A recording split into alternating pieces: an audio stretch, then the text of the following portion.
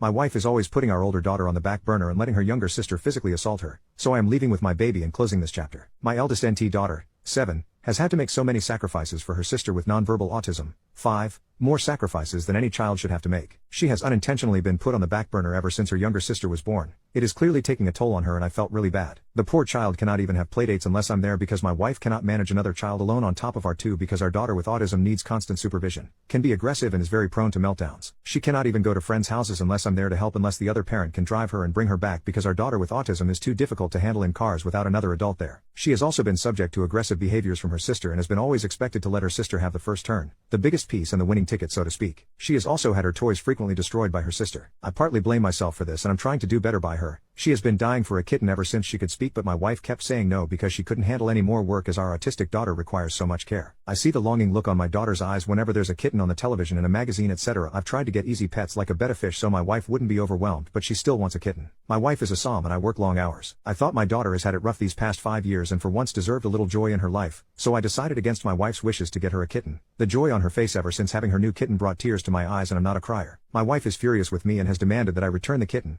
Our daughter cried so much over hearing this I have usually acquiesced to her but this time I put my foot down and said absolutely not. I understand she's overwhelmed but our daughter deserves a little bit of joy in her life for once, and as she gets older she will be able to handle the kitten more. Our daughter is a person and not just supposed to be a decorative artifact in her sister's story. I understand she's the one who's home and has to help take care of it much of the time, but it will not be a kitten forever and it will grow into a more independent cat. At least our daughter was asking for a kitten rather than a puppy which is a lot more work. I've seen a lot of posts on here about adult children of disabled siblings going no contact with their parents due to emotional neglect and I am trying to prevent that from happening. Update. My wife and I are now separated and more likely than not getting a divorce. I have tried everything and my wife has refused all suggestions. She refuses respite care because daughter with autism doesn't like strangers. Said the same thing when I offered to hire a pet sitter for the kitten for when I'm not home to help. I spoke to an old acquaintance of mine from college who is now a child psychologist because I was at my wit's end. He said I'm going to be very candid with you. Children with high needs autism such as yours will only get bigger, stronger, and worse. Yes, she may currently be helped by ABA therapy and such, but all that help/training will go out the window once she hits puberty. And in every single case their siblings have ended up with psychological issues, depression, anxiety, and CPTSD, and often low or no contact with parents upon adulthood. And telling your child that I'm doing the best I can and don't take it personal will not reduce the harmful impact on their mental and emotional health. My advice, get her into a group home ASAP.